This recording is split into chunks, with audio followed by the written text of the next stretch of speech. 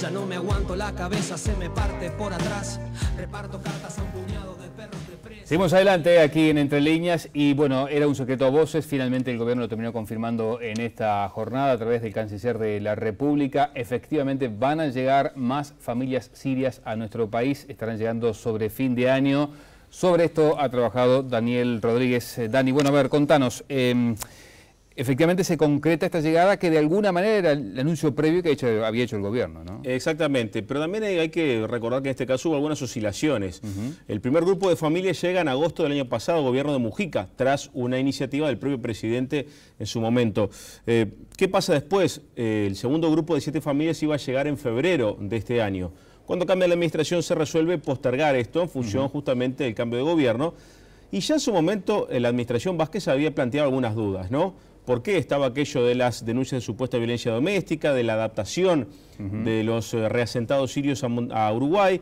Y allí había surgido una primera duda sobre si se cumplía o no con este acuerdo. El tema quedó fuera de la agenda hasta que se retomó la semana pasada con la presencia del secretario de Derechos Humanos, Javier Miranda, en el Parlamento, en la Comisión de Derechos Humanos de Diputados. Y allí lo que dijo fue: la idea es que vengan a fin de año, pero depende del presupuesto. Exacto. Y puso allí el foco en que el gobierno debía resolver este tema, cosa que finalmente pasó en el Consejo de Ministros de hoy, donde Nino Noboa comunicó que formalmente van a estar llegando sobre fin de año. Efectivamente. Si te parece, también vamos a ver algunos justamente de los detalles que brindó el ministro de Relaciones Exteriores. Sí, básicamente lo he dicho, entre noviembre y diciembre va a estar la llegada de estas 7 familias restantes del grupo de 12 familias que en su momento Uruguay se había comprometido a reasentar aquí. Recordemos que estas familias están en asentamientos del Líbano, ¿sí? Huyendo del conflicto civil interno de Siria en ese país.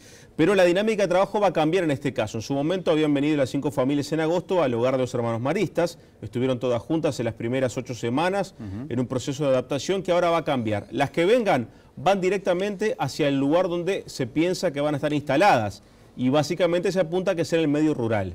O sea que no van a estar todas juntas, sino que cada una de estas 7 familias, que son muy numerosas por cierto, en un caso con 12 hijos inclusive, van a ir ya a sus lugares con el fin además que trabajen justamente en el ámbito rural, en la cría de animales, en que pueda ser el manejo de la huerta una posibilidad de autosustentación.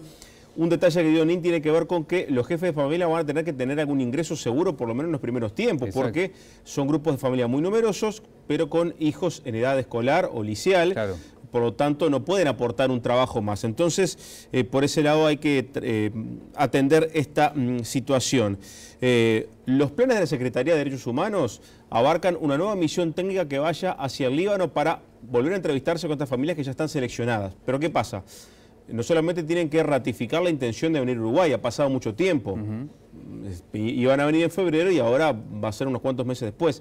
Y además para ajustar algún detalle con respecto al potencial cambio, ¿no? de trabajo. Porque, bueno, Mujica dejó entrever que había pedido agricultores y le mandaron gente que no tenía mucha idea. Bueno, y mirando un poco admitió que eso podía ser y para que quede bien claro el rol que van a tener aquí y la capacidad de trabajo que pueden tener en el medio rural. El canciller de la República también se refirió en el día de hoy a un elemento que ciertamente también es cuestionado desde algunos sectores de la sociedad, como es el costo que tiene esta operativa, ¿no? Exactamente. Bueno, consultado Nino Noboa dijo que el plan demanda $800.000 por año por 3 años. Y se refirió que es una cifra mínima dentro de un presupuesto nacional de 14.000 millones anuales. A ver, volvemos al principio. En la Comisión de Diputados, Miranda dijo que una de las trabas para la llegada de los sirios podía ser justamente el tema del presupuesto. Y así también dijo, bueno, si vamos al costo de $2.300.000 más o menos, es un litro de leche por cada uruguayo. Fue la comparación que hizo. A ver, desde la oposición se criticó que se hablara del presupuesto como un obstáculo para cumplir un convenio que se hizo con ACNUR y que fue debidamente publicitado y manifestado y anunciado además por el gobierno uruguayo. Se le preguntó a Miranda, bueno, pero ¿por qué el tema presupuestal es tan importante? Él dijo en la comisión, y consta en la versión taquigráfica, que Uruguay es el que se hace cargo de todo. Hay otras organizaciones como ACNUR o el propio CEDU aquí en Uruguay que se encarga un poco del trabajo con las personas refugiadas que colaboran pero que no hacen aportes económicos. Por lo tanto, había que tener un presupuesto bien establecido tanto para vivienda como para el desarrollo social, para el MIDES, que son los ministerios que se hacen cargo de esta operativa. A ver, Alfredo, hay que sacar una conclusión rápida. Los costos no cambiaron demasiado de lo que era el plan original hasta ahora. Claro. No aparece como un costo muy grande. Entonces, bueno, hay que ver qué lectura se hace. Y bueno, de repente el gobierno está buscando evitar que el presupuesto sea un terreno de discusión política a la interna y ha tomado algunas decisiones que tal vez no sean de mucho peso presupuestal, pero sí simbólico y político para evitar alguna diferencia interna. Esto no deja de ser una medida que nació del gobierno de Mujica y defendida por el propio expresidente. Y de repente, bueno, Vázquez dice, no es un momento para estar discutiendo cuestiones como estas que compliquen la vida a un presupuesto que va a tener otros temas mucho más pesados y, bueno, de repente evitar esta situación. Para hacer un rápido repaso de los números, el primer grupo fue de 42 personas y este que viene va a ser 74. Uruguay, como decíamos, tiene un tope de 120 personas para reasentar. Pero bueno, han crecido las familias. Hay 2 mujeres que vinieron en el primer grupo que han tenido familia aquí en Uruguay. Ya estaban embarazadas cuando viajaron. Y además, la hija de uno de los reasentados vino a través del programa de reunificación familiar. E incluso puede darse algún caso más, por lo cual, bueno, el grupo tuvo alguna incorporación más. De todas maneras, lo que también se ha ratificado en esta oportunidad es que se va a hacer un seguimiento estricto, por llamarlo de alguna manera, justamente de la adaptación de estas familias. Sí, acá viene de la mano con el aprendizaje de la experiencia anterior. Exacto. Se admite de parte del gobierno que hubo errores en una experiencia nueva. ¿Sí? ¿A dónde se apunta? Bueno, a que esté ese control que ya se hizo en su momento, de que haya duplas de psicólogos y asistentes sociales que estén con las familias para facilitar su inserción, obviamente dar las soluciones en materia de vivienda, educación, en salud. El complejo contraste cultural entre los habitantes de Siria y el Uruguay es un dato que el propio Nino Boa destacó hoy en la conferencia del Consejo de Ministros. Dijo que es un tema a atender y que hay que bueno, llegar a solucionar de la mejor forma posible. Y además se entendió de parte del propio Miranda de la comisión que hubo un error en cuanto a la forma en que se expuso a los ciudadanos sirios cuando llegaron, ¿sí? Porque fue la propia presidencia la que dio más notoriedad al tema, ¿no? y la que aportó incluso las imágenes y estuvo más cerca. Y eso lo reconoció Miranda como un error. Hoy Nin dijo hay que evitar la exposición pública, hay que evitar los micrófonos y además criticó el espíritu egoísta de algunos compatriotas que, según dijo a través de redes sociales, han rechazado esto que tiene que ser un compromiso humanitario de Uruguay para gente que está sufriendo una situación muy complicada. Bueno, hoy hizo una postura mucho más fuerte Nina hasta ahora en defensa de la llegada de los sirios. A propósito de esa comparecencia de Miranda en la Comisión de Derechos Humanos de Diputados, sirvió entre otras cosas para conocer cuál es el estado de situación actual, digamos, cómo ha sido el proceso de asentamiento de las familias que ya vinieron y la experiencia que están teniendo a nivel nacional. Sí, precisamente un poco lo del principio cuando hablamos de esas denuncias de violencia doméstica y cómo fue la convivencia. Bueno, ahí Miranda dijo que si bien se puede sacar buenas conclusiones, la primera experiencia de 42 personas conviviendo varias semanas tuvo algunos problemas justamente en la convivencia, en discusiones por la comida, por la cocina, porque de repente los niños de una familia se peleaban con los del otro y salían los padres a defenderlo. Hubo una discusión entre 2 personas mientras cortaban el pasto. También hablaba de las diferencias culturales según la procedencia de cada uno de ellos y que pueden ser hasta más distantes que inclusive la que puede tener un uruguayo con un sirio. Por ahí también explicó que hubo temas que se va a tratar de resolver justamente con cada familia yendo a su lugar de destino en primera instancia. Bien, y finalmente en la comisión se aprovechó para preguntarle a Miranda sobre la llegada, digamos, de otros sirios por otra vía, digamos, conociendo seguramente la situación de que Uruguay es un país que da este tipo de refugios, han llegado pero por otra vía. Sí, déjame hacer un apunte antes porque Miranda también hizo la descripción de un caso de violencia doméstica que fue un poco el que había sido el detonante. Bueno, él reconoció que el padre, maltrató a una de sus hijas, uno de los sirios, porque ella llegó con arena en los pies, había ido a una visita a la playa y el padre había entendido que, bueno, se había quitado la ropa o que algo había pasado que no correspondía con sus tradiciones y su cultura. Miranda dijo, yo le expliqué esto, que esto es un delito en Uruguay y que no puede hacerlo. Y el hombre culturalmente no entendía, fue la explicación, dijo, pero ¿cómo? Yo en mi casa puedo hacer lo que quiera. No, usted no puede golpear a sus hijos porque es un delito en este país.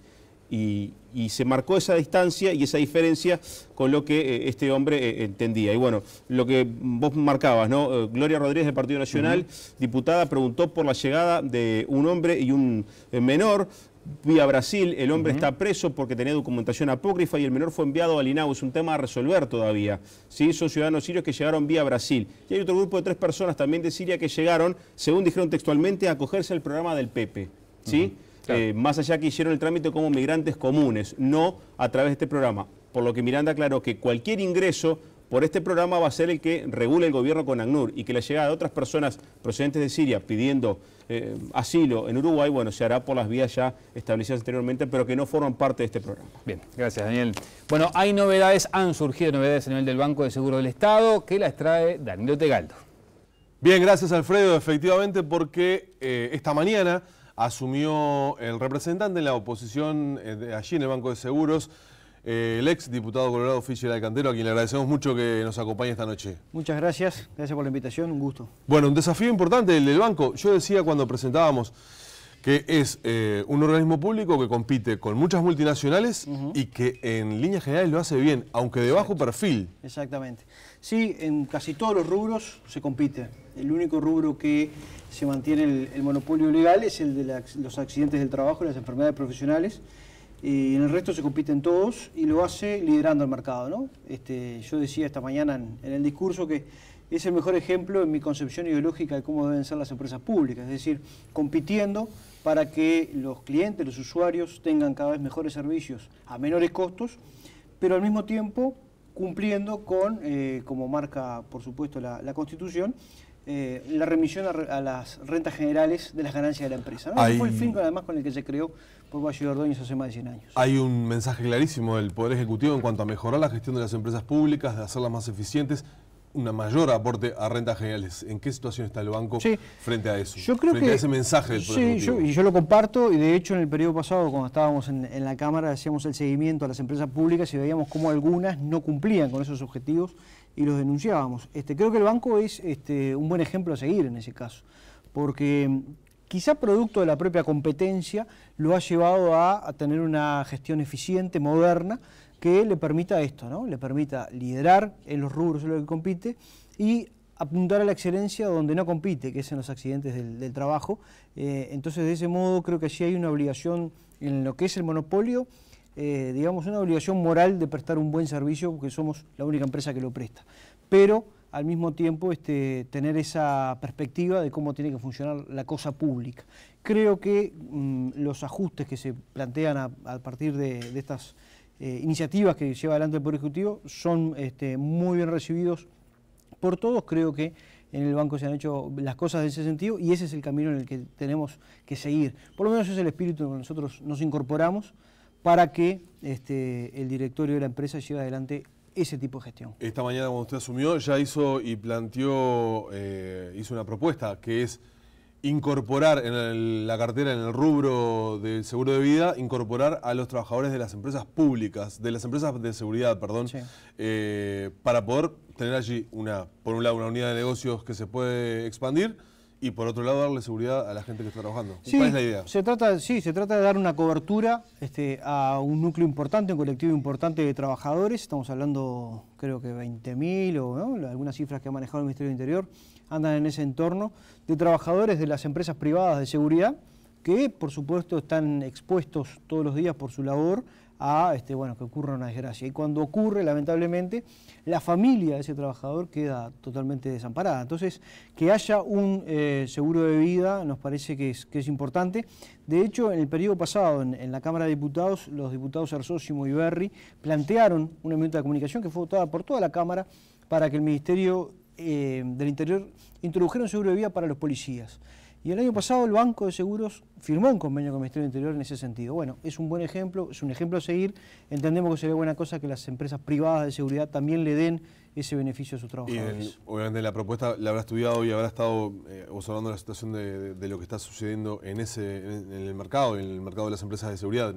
Generalmente ninguno de los trabajadores tiene seguro de vida. Hasta donde sí, no, por lo menos no de forma colectiva. Quizás alguno, por iniciativa propia, se acercó a alguna empresa y se generó un seguro. Pero no es algo que sea obligatorio para las empresas. Entonces, nos parece además, porque hemos visto que el Ministerio del Interior está elaborando un proyecto de ley, tiene un borrador, un anteproyecto para presentar al Parlamento para volver a regular o para regular en otros aspectos la actividad de las empresas de seguridad. Bueno, es una muy buena oportunidad para introducir esto. ¿Y hacia dónde tendría que crecer el banco en estos 5 años? ¿Hacia qué segmentos tendría que enfocar y apuntar como unidades de negocios? Hay varios lugares donde se puede crecer. Este seguro de vida es uno. Se va a crecer también en vida previsional, pero ahí es otro asunto que tiene que ver con las personas que ya empezaron a jubilarse a través del régimen de las AFAPs. Y ahí tenemos hoy un monopolio de hecho, porque las empresas privadas de seguros no quieren tomar ese tipo de carteras, que el banco sí las toma, y allí tenemos un desafío para el futuro bien importante. Creo que también a través de lo que es los seguros agropecuarios, estudiando bien la característica principal de cada producción, para generar una mayor cultura de seguros en ese sector, es decir, que el sector agropecuario pueda tener cada vez mayor cobertura, lo cual nos obliga a prestar un buen producto de seguros para que se pueda empezar a aplicar. Creo que por allí van algunas líneas, sin perjuicio de muchas más, ¿no? Dentro de lo que es las prestaciones, obviamente está allí funcionando en el pleno centro de la ciudad el Sanatorio de Banco de Seguros. Sí. ¿Se afilia el proyecto de movilizar ese edificio tal como está ahí, el proyecto que está programado? Sí, ya se ha hecho además la colocación de la piedra fundamental. Creo que no hay dos opiniones en cuanto a que la ubicación que hoy tiene el Hospital del Banco en Mercedes y Julio Herrera no es la mejor para un sanatorio. Y sí a donde se va a realizar, que es en la avenida José Pedro Varela, donde creo que el acceso para justamente un hospital es muy bueno. Así que creo que es un buen proyecto, una buena propuesta, que por supuesto haremos el seguimiento para que se inicien las obras y tratar de que se concrete para, ya le digo, ¿no?, quitar del centro de Montevideo un sanatorio que ha cumplido su función. ¿Qué destino habría que darle a ese edificio? Bueno, será algo que tendremos que conversar en directorio, a ver cuál es la idea que tiene el gobierno. Pero bueno, también es un proceso que va a llevar algunos años hasta que se construya el nuevo, ¿no? Hay algunas situaciones en el mercado automotor donde el banco es líder. ¿Tienes posibilidad de ampliar o ya está muy atomizado el mercado como para poder pensar en comer un poco más de torta en ese mercado, que es el principal además? Sí, hay una realidad. Nosotros tenemos un informe de la consultora Deloitte donde maneja determinadas perspectivas económicas, que son las que se vienen manejando a través del propio equipo económico y de los agentes privados de la economía, de que la economía va a crecer menos de lo que venía creciendo. Eso obviamente repercute en una disminución en la venta de automóviles, pero también hay una proyección para que el banco pueda seguir creciendo. Yo creo que siempre allí se puede mejorar, y la cuestión, digamos, si lo que buscamos es concretar y tener más porciones de ese mercado, bueno, hay que apuntar, creo, a la mejora de la gestión y a la respuesta en cuando ocurre un siniestro, ¿no? Allí hay el área de reclamaciones del banco además está certificada, tiene una certificación ISO. Creo que ese es el camino, creo que hay que seguir por allí para poder potenciar más ese negocio, que es el principal. Hace algunas semanas se conocieron algunas maniobras que el banco está estudiando a nivel interno respecto a tasaciones y agentes que en forma desleal abultaban las tasaciones para ganar dinero. ¿Tiene que ajustar los mecanismos internos el banco en ese tipo de cosas para ser eficiente? Sí, sin lugar a dudas.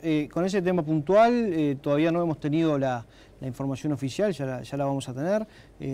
Por lo que tengo entendido, ya se habilitaron los procesos internos de investigación administrativa, etcétera. Pero creo que ahí también claramente hay que analizar cuál va a ser la política, porque hay una situación que es la que se ha dado con los tasadores, y el banco ahora que lo está haciendo de manera tercerizada ese trabajo. Entonces creo que tenemos una discusión para ver el caso puntual y si ese caso puntual determina un cambio en la gestión. Creo que tampoco podemos apresurarnos y decir, porque acá se han hecho, hay determinadas personas que no hicieron lo que tenían que hacer y que en todo caso cometieron irregularidades. Bueno, eso no quiere decir que la gestión tenga que cambiarse a un tercerizado o a una función externa al banco. En todo caso tenemos que analizarla en profundidad. Quizás la vía de tercerización sea la mejor para el banco, quizás cambiar determinados controles es lo mejor.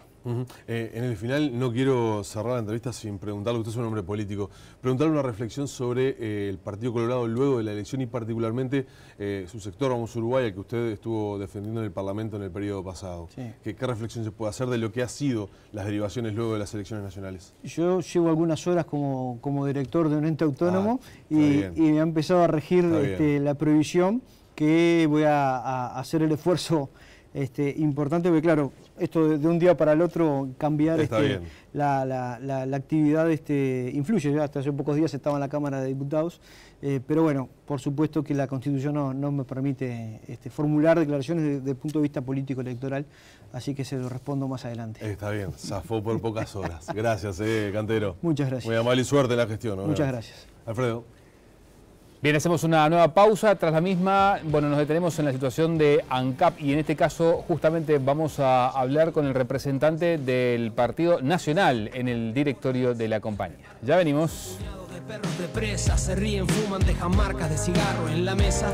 Ya no me pesa entender que la culpa es mía. Me la banco, no hay tu tía. Me encuentro oscuro, un techo de color azul cianuro. Y en esta nube densa de aire impuro, recalculo mi